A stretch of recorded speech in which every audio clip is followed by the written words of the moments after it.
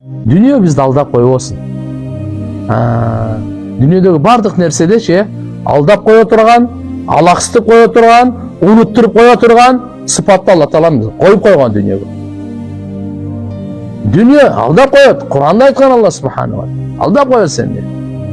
Алаксытып коет сени. Унуттуруп да коет.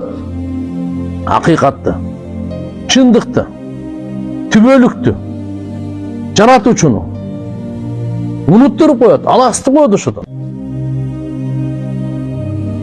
Айтып ей имандуулар, силерди мына соода сатыгыңар ушулар Алланын зикиринен алаксытып койбосун, унуттуруп койбосун. Соода сатыкты кылгыла.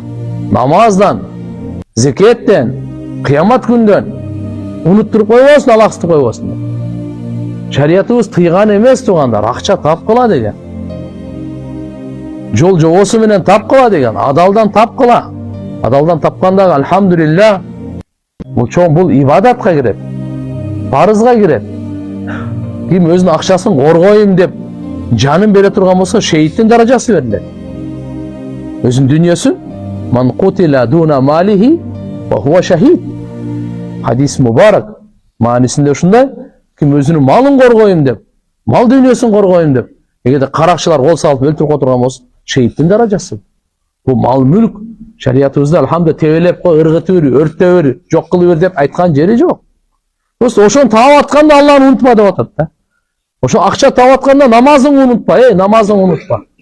Сен ошол акча санай берип намаз каза болуп кетпесин. Жок, мына шарият мынаны айтып атат. Ушуну берген Аллага шүгүр деп намазыңды унутпа. Ушуга береке бере турган дагы Алла. Берекесин